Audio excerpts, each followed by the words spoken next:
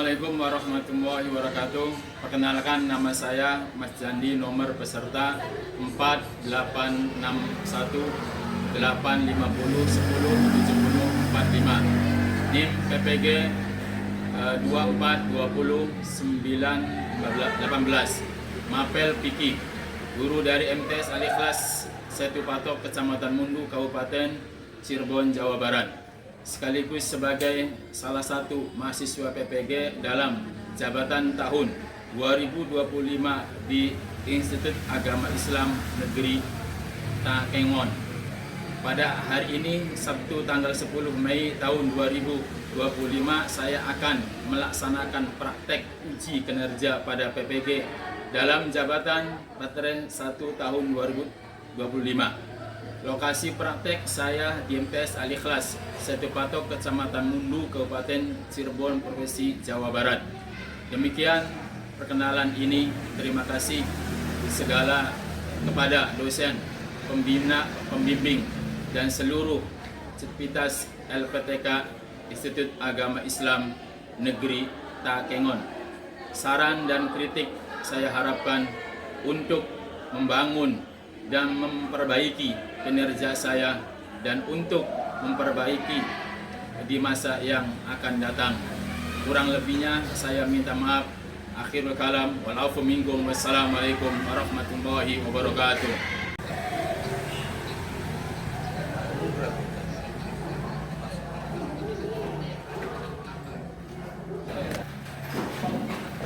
Assalamualaikum warahmatullahi wabarakatuh. Waalaikumsalam warahmatullahi wabarakatuh.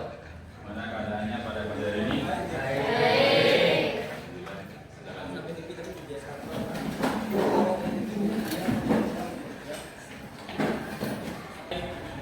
Berdoa.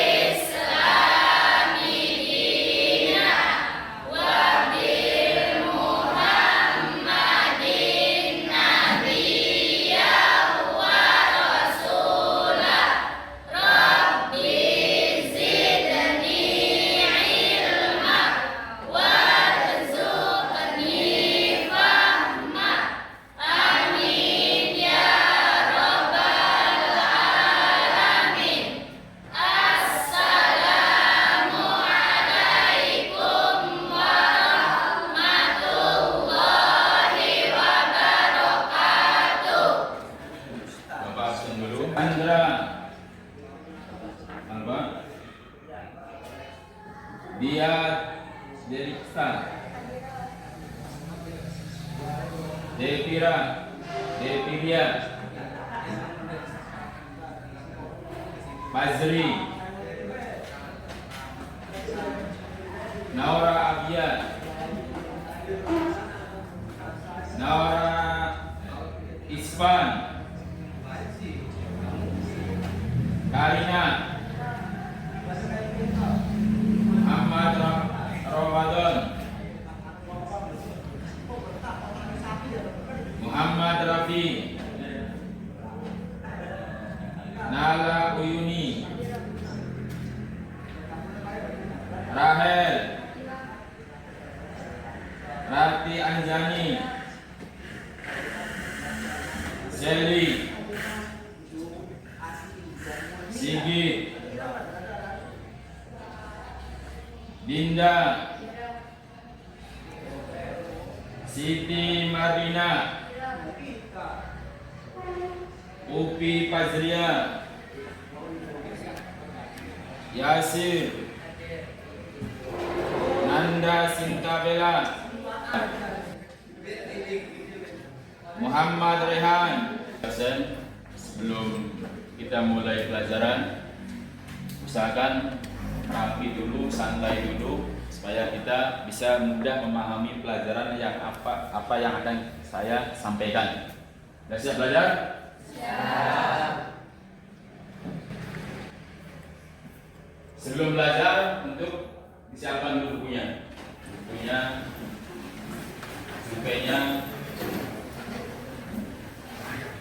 Karena nggak mungkin orang itu belajar tanpa alat, yang namanya alatnya belajar supaya bisa, dan adalah buku dan pen. Dan berusaha dicatat apa yang Bapak terangkan, usahakan catat dan dibikin ke kesimpulan. Makanya nanti dalam pelajaran di sini, pertama Bapak terangkan, kemudian yang kedua kasih pertanyaan, ada yang nggak paham apa yang saya sampaikan. Nah, yang ketiga nanti bikin kelompok dan didiskusikan.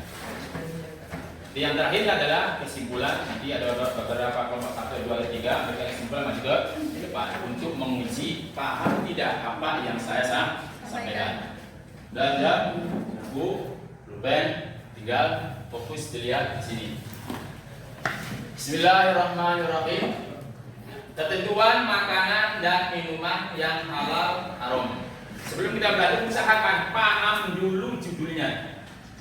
Judulnya paham dulu. Judulnya adalah masalah makanan dan minuman apa? Yang halal haram. Makanan minuman yang halal dan haram. Sudah paham? Baru kita enak. Nanti ada apa sih definisinya halal atau haram itu nanti. Kalau sudah paham judulnya, nanti enak. Dan usahakan fokus. Karena dalam pelajaran fikih fokus masalah fikih, jangan pelajarannya lain masuk dalam otak. Makanya usahakan fokus, pahami judulnya, tentang konsep, ya, pengertian. Apa pengertiannya halal atau tidak ada. Kemudian dalil atau sumber hukum. Sumber hukumnya itu apa? Nanti ada penjelasan sendiri.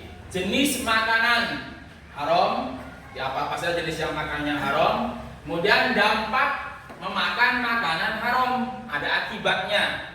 Makan halal juga ada akibatnya, haram juga ada akibatnya. Sekarang pengertian makanan haram. Makanan haram adalah makanan atau minuman yang diharamkan di dalam Al-Quran dan hadis, yang dilarang dikonsumsi oleh umat Islam. Nanti ada keterangan yang lain bahwasanya Islam itu patokannya 4, Quran, hadis, ijma, dan qiyas. Tapi sini ada 2, hanya Quran dan hadis. Quran adalah induk. Induk sumber hukum Islam adalah Al-Quran dan hadis. Nanti apa yang dikatakan haram menurut Al-Quran dan menurut hadis, nanti menurut ijma dan menurut al-qiyas, persamaan. Intinya sekarang adalah kemudian jenis makanan haram, jenisnya. Haram lidati, ingat, nanti ada haram lidati, ada haram lighairi. Ada juga istilahnya ada haram datiyah, ada haram aridiyah. Kalau datiyah, datiyah haram. Kalau aridiyah atau lighairi adalah karena haramnya ada perkara yang baru. Awalnya halal menjadi haram karena ada sebab, elan. Intinya adalah sekarang membahas tentang jenis-jenis makanan haram. Haram lidati alias datiyah itu adalah apa? Haram. Bakorong makanan yang haram karena datnya itu haram. 1, binatang yang diperintahkan dibunuh. Tidak ada binatang yang akan dibunuh. 1 adalah ular. Ini sunnah dibunuh. Tapi ingat, kalau ularnya itu ular liar. Liar adalah apalagi ular kobra itu liar. Kalau ularnya itu adalah kepunyaan orang, dipelihara untuk hias dan lain sebagainya, ya nggak boleh dibunuh. Karena kalau dibunuh pasti akan yang punya ularnya dia akan terima kan. Macam-macam. Ini adalah ular yang liar, maka kita boleh dibunuh, bahkan sunnah dibunuh. Tapi bunuhnya dengan cara tidak boleh menyiksa. Bunuhnya jangan dibunuh langsung ikut ke dalam apa? Air. Karena apa? Disiksa atau dibakar. Itu nggak boleh membunuh hewan yang walaupun asalnya sudah dibunuh, tapi bunuhnya tidak boleh disiksa, dibakar. Itu nggak boleh, hukumnya haram. Karena membakar adalah termasuk Allah menyiksa hambanya yang nggak taat adalah dengan cara dibakar. Maka manusia tidak boleh membakar hewan yang memang sunnahnya dibunuh, seperti ular. Ini adalah binatang yang apa itu? Binatang yang diperintahkan dibunuh alias sunnah dibunuh. Sunnah artinya apa? Apabila dikerjakan dapatkan pahala, apabila tinggalkan tidak berdosa. Tapi ingat, Perlu digarisbawahi bahwasanya sunnah itu apabila ularnya adalah ular liar membahayakan. Atau kalau ularnya sudah dengan pawangnya atau misalnya di tempat-tempat rekreasi itu karena dia ular, jadi kita nggak boleh dibunuh ularnya dia. Dan nanti ada pertanyaan nanti seterusnya. Lanjut, kemudian burung gagak yang perut dan punggungnya berwarna putih. Ya, ini hukumnya juga haram. Ya. Binatang yang diperintahkan dibunuh, berarti sunnah dibunuh dan juga tidak boleh dimakan. Tapi ya kita nyari susah, ya kan ya? Cari bunuh begini susah. Lanjut, ketiga adalah tikus, termasuk adalah hewan binatang yang sunnah dibunuh. Tapi ingat, ya tikus, ya kalau tikusnya orang yang hobi tikus kemudian dipelihara kasih makan ya jangan. Kan ada kalau kedokteran ada tesnya pakai tikus, ya nggak boleh, harus izin dulu dengan orang yang pernah memelihara tikus. Dia tikus liar adalah sunnah dibunuh, tapi cara membunuhnya adalah dengan cara bukan dengan cara disiksa, tapi dengan cara langsung dibunuh, mungkin dipukul atau mungkin diapain. Nah, syaratnya itu tidak boleh menyiksa. Caranya apa? Yaitu liar. Maksudnya liar itu maka dia nggak boleh dibunuh. Maksudnya yaitu kan jelas binatang yang dilarang dibunuh, itu burung nggak boleh dibunuh. Yang keempat adalah burung surat, itu nggak boleh dibunuh. Kenapa nggak boleh dibunuh ya kan? Kenapa nggak boleh dibunuh? Dibiarkan saja. Pertama, kita ikut dengan Rasulullah SAW. Rasul bersabda, ada binatang yang tidak boleh dibunuh. Diantaranya adalah ada 4, yaitu semut, tawon, burung hudhud, dan burung surat. Nanti hikmahnya apa? Pasti ada hikmahnya. Kullu syai'in la yakhlu min hikmah. Setiap sesuatu itu pasti ada hikmah. Apalagi yang mengatakan adalah Rasulullah SAW. Lanjut. Kemudian binatang yang bertaring. Anak siungi, taring. Ambil, taring. Binatang yang bertaring adalah semua binatang buas yang bertaring, haram dimakan. Berarti semua binatang yang bertaring itu haram dimakan. Dan dari apa? Kera. Paham kera? Itu haram dimakan. Jadi ada taringnya. Haram dimakan. Kedua adalah dandarnya apa lagi? Kera, kemudian singa.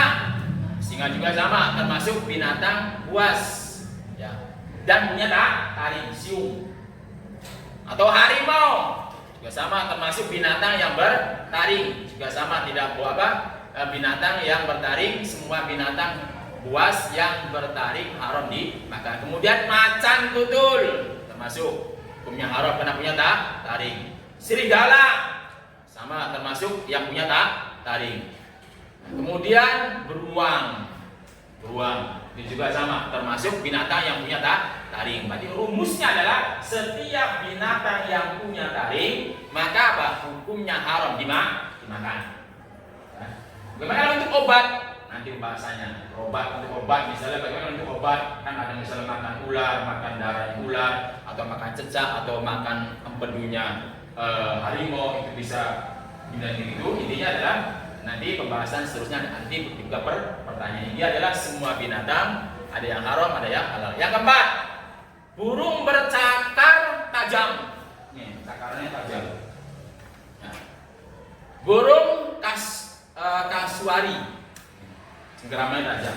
Dan termasuk adalah hukumnya haram. Kedua adalah burung elang, cengkeramannya tajam.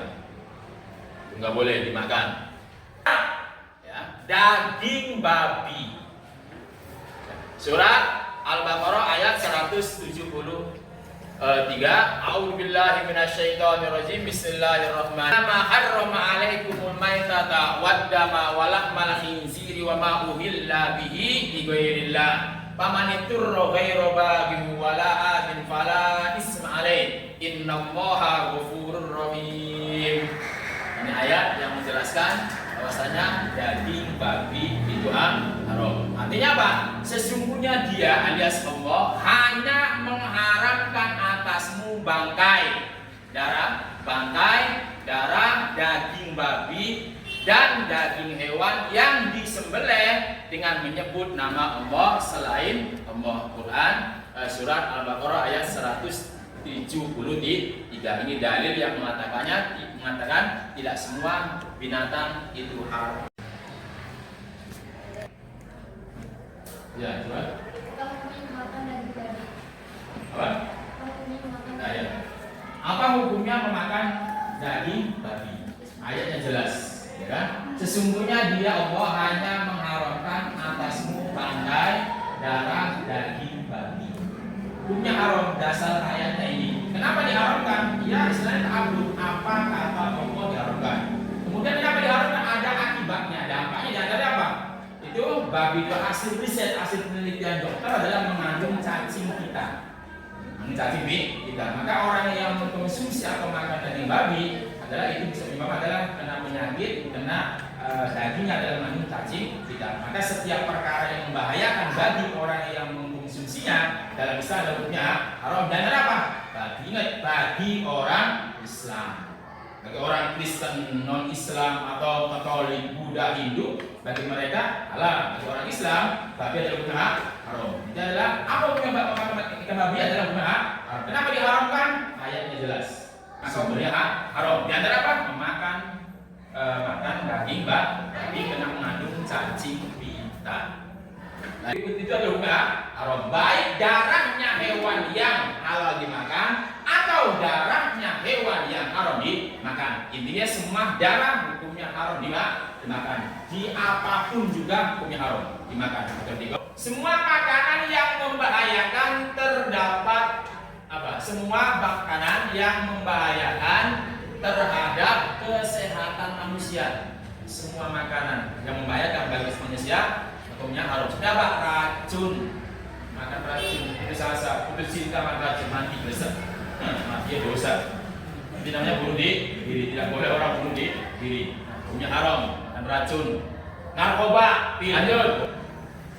Kemudian haram ligweri. Ini kan tadi kan haram apa lidati. Kedua adalah haram ligweri alias haramnya itu kena yang lain. Kalau datia sendiri pribadi, kalau ligweri selainnya. Contoh misalnya apa? Haram karena proses pengelolaannya. Satu, bangkai. Nah, dimakan binatang buas, yaitu semua binatang yang mati tanpa penyembelihan yang syar'i dalam agama dan juga bukan hasil pemburuan. Misalnya ada harimau menerkam kambing, direkam kemudian sampai mati. Dengan pendapat ini kambing mati. Matinya kenapa? Karena rekaman harimau. Maka hukumnya haram memakan kambing yang matinya karena harimau. Yang harimaunya dari disuruh orang agar memburu kambing itu. Paham nggak? Nah, beda kalau misalnya ada anjing. Anjing disuruh oleh majikannya memburu harimau, memburu kambing atau binatang yang halal, diburu kemudian ditangkap, kemudian dikasihkan pada majikannya dan majikan masih hidup, kemudian disembelih oleh orang, maka hewan itu hukumnya halal. Nah, yang menangkapnya adalah siapa? Anjing yang sudah dilatih. Maka hukumnya adalah boleh disembelih dan halal dimakan. Kemudian apa lagi itu? Sapi tercekik. Sapi yang asalnya kan halal, ya kan? Dagingnya halal dimakan. Tapi bisa haram apabila matinya bukan karena disembelih menurut agama. Ya kan? Kan jelas ya. Haram karena proses pengelolaannya. Pengelolaannya itu matinya bukan karena syar'i, bukan karena hukum. Karena di antara syaratnya orang yang beli hewan supaya hewannya halal adalah apa? Pertama adalah ini, masih keluarnya makanan harus putus. Sunnahnya otot yang kanan, otot yang kiri. Tapi kamu harus digarisbawahi. Maksudnya apa? Setiap hewan yang disembelih, yang menyembelihnya adalah orang Islam tanpa membaca Bismillah pun sah. Paham? Kecuali yang menyembelihnya bukan orang Islam. Maka supaya sah sembelihnya, dia harus mengucapkan 2 kalimat syahadat. Tapi kenapa di sini adalah menunjukkan orang yang tidak menggunakan Allah? Maksudnya apa? Disunnahkan ketika orang itu menyembelih hewan yang halal dimakan, maka cara menyembelih adalah pertama disunnahkan baca bismillah, ingat tidak wajib. Keempat, akibat dari mengkonsumsi makanan dan minuman yang haram, akibatnya, dampaknya orang yang makan haram. Dan apa? Merusak jiwa. Jiwa itu rusak, man haram ini. Yang lain karena apa? Ada lagi belum mengatakan apa? Barang siapa yang mengkonsumsi makanan haram, itu hatinya nggak ada keinginan ini berbuat baik, ini berbuat dosa, kecuali hidayah dari Allah. Ada hindari memakan makanan haram, ada apa ya? Merusak jiwa. Kemudian doanya tidak akan dikabulkan oleh Allah Subhanahu wa taala. Doanya tidak akan dikabulkan walaupun doa misalnya salat malam hari, misalnya jam 12 malam sampai subuh. Kalau dia masih mengkonsumsi makanan haram, tidak akan diterima oleh Allah. Bahkan ada zaman Nabi itu, ada sahabat Nabi itu di dalam masjid doa. Kemudian Rasul bersabda, doa ini tidak akan dikabul oleh Allah selama baju yang kamu pakai dari hasil haram, selama dalam rumahnya menyimpan perkara yang haram, selama perutmu masih ada perkara yang haram, maka tidak mungkin Allah mengabulkan doanya seorang hamba apabila bajunya atau satu bajunya dan perkara yang haram. Makanya haram di rumahnya menyimpan perkara yang haram itu apa menyebabkan dia akan dikabul doanya oleh Allah. Lanjut di kelompok saja, 3 kelompok ya. Yang perempuan kelompok 1, kelompok 2, kelompok 3-nya nanti ya, cuma melingkar aja. Geser aja. Jadi saya buka pertanyaan dari mulai pertama sampai selesai. Jadi bertanya yang nggak paham bertanya. Dari kelompok 1, kelompok 2, dan kelompok 3. Bertanya nanti kamu dimusyawarahkan, diskusikan, dibikin rangkuman skema dari mulai pertama sampai selesai. Nanti saya bagikan ini kamu sambil tulis. Ya. Coba saya buka pertanyaan dulu dari kelompok sampai siapa yang bertanya? Dari mulai awal pembahasan sampai selesai. Ayo, nggak usah takut, nggak usah malu. Nah, ya. Kenapa minum arak itu haram? Apa? Kenapa minum arak itu haram? Kenapa khamr atau bir atau kenapa arak itu adalah guna haram? Dan memang dalam agama itu jelas hukumnya haram karena ayatnya sudah jelas. Tadi jelas ayat menjelaskan masalah haramnya minum khamr. Pertama, yang kedua, kenapa diharamkan? Karena memabukkan. Rumusnya adalah kullu muskirin haramun, setiap perkara yang memabukkan adalah hukumnya haram. Apa saja jenisnya. Yang ketiga, menghilangkan akal. Akalnya akan hilang. Maka setiap perkara yang menghilangkan akal sehingga dia tidak bisa mengetahui ini positif, ini negatif, nggak paham, sababiyah minum khamr itu, maka agama kita hukumnya haram. Itu di antara sebabnya kenapa hukumnya haram minum khamr atau bir. Pertama, rumusnya adalah ayat sudah jelas hukumnya haram. Kedua, hadis juga sudah menjelaskan setiap perkara yang hukumnya haram. Yang kedua adalah hilang akal. Dengan hilang akal itu orang nggak bisa bedakan ini haram, ini halal, ini mubah, makanya nggak paham karena akalnya hilang. Tapi keharamannya khamr itu bitajriz sedikit. Karena zaman dulu itu orang Arab zaman dulu senang mabuk. Bir itu seperti minum biasa. Bahkan sedang sholat juga dia mabuk. Sampai-sampai lapor yang Rasulullah, ada sahabat saya sholat tapi bacaannya itu nggak sama dengan apa yang ia lakukan, alias ngelantur gitu. Tanya Rasulullah, kamu itu begitu? Iya, karena dia mabuk ya Rasulullah. Akhirnya harus dilihat hukumnya haram dalam keadaan sholat, dalam keadaan apa? Maksudnya mabuk dalam kemudian dia sholat. Hukumnya ya kayaknya, hukumnya haram. Nggak boleh. Kenapa?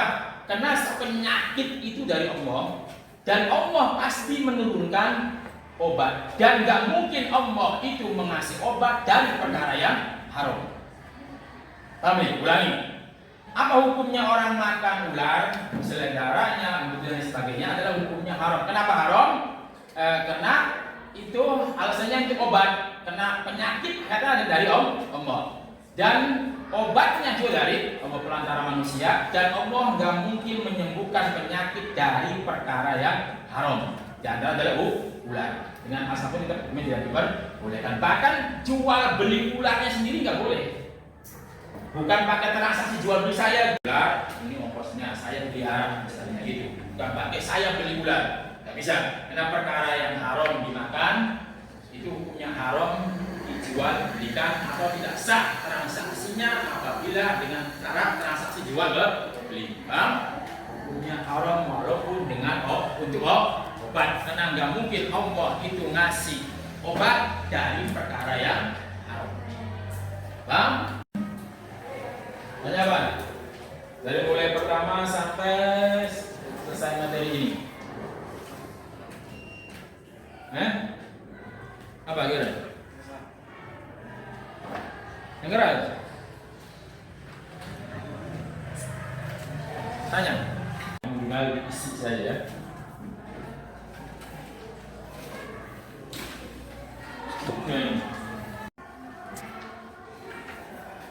Dimusyawarahkan. Dijawab bisa.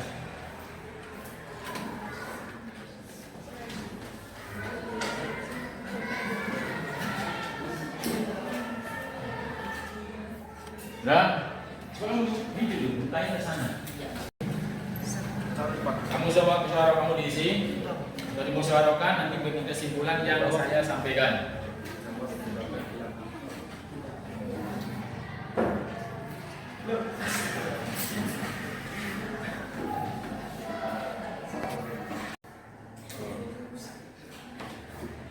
Belum paham tanya. Belum paham, paham.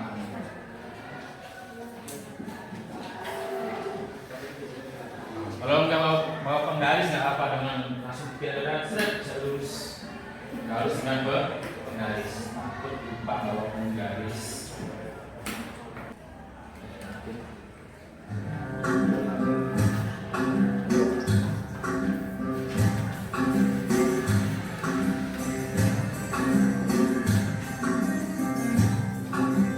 Kamu lihat dulu ke santai. Ya.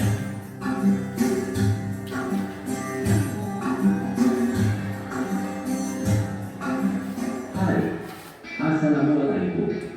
Berjumpa lagi dalam pelajaran fikih. Kali ini akan kita bahas materi tentang makanan minuman halal dan haram. Tujuan dari pembelajaran kali ini diharapkan kalian dapat menganalisis ketentuan halal makanan dan minuman. Kata halal berasal dari bahasa Arab halalan, yang berarti disahkan, diizinkan, atau dibolehkan.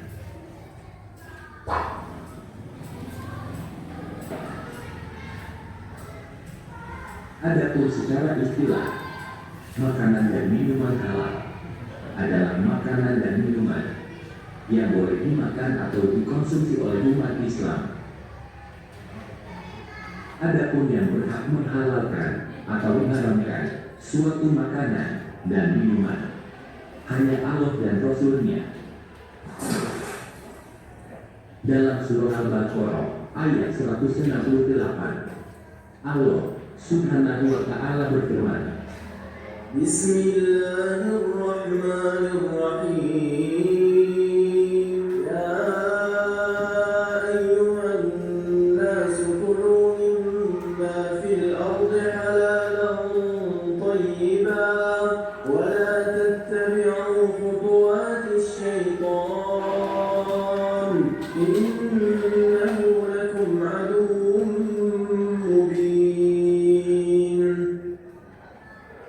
Hai sekalian manusia, makanlah yang halal lagi baik dari apa yang terdapat di bumi, dan janganlah kamu mengikuti langkah-langkah setan, karena sesungguhnya setan itu adalah musuh yang nyata bagimu.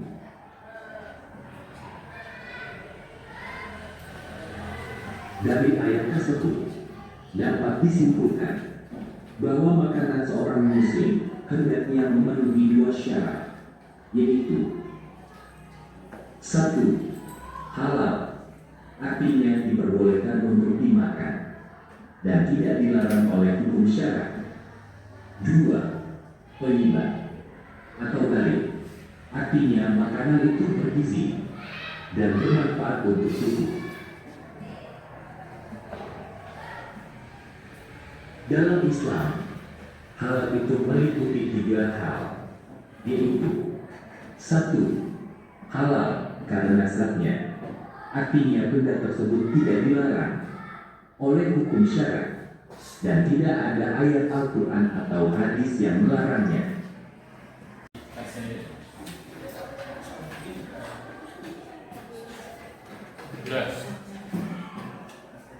Sudah.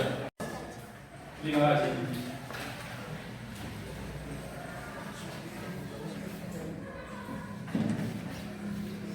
Selanjutnya coba dari tiga kelompok ini ada yang memberikan kesimpulan dari mulai pertama sampai selesai. Kira-kira siapa yang bisa menyimpulkan apa yang Bapak sampaikan dari mulai awal sampai akhir?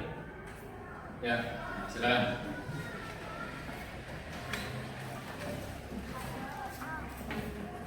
Coba sini. Bismillah. Assalamualaikum warahmatullahi wabarakatuh. Waalaikumsalam warahmatullahi wabarakatuh. Saya Umi, perwakilan dari kelompok 1 akan membacakan kesimpulan yang diperoleh dari kelompok kami tentang makanan dan minuman yang halal dan yang haram. Makanan yang halal dan yang haram. Jenis makanan haram dan yang diperintahkan untuk dibunuh yaitu ular, tikus, anjing gila, cicak, dan burung elang. Adapun binatang yang dilarang dibunuh yaitu semut, tawon atau lebah, burung hudhud, dan burung surat. Binatang yang bertaring juga haram dimakan yaitu kera, harimau, macan tutul, serigala, singa, dan beruang. Burung yang bercakap tajam juga haram dimakan yaitu burung kasuari, burung elang, burung unta, burung emu, dan burung hantu. Daging babi juga haram dimakan sebagaimana juga terdapat di dalam Quran surat Al-Baqarah ayat 171. Sesungguhnya Allah hanya mengharamkan atasmu bangkai, darah, daging babi, dan hewan yang disembelih dengan disebut nama selain Allah.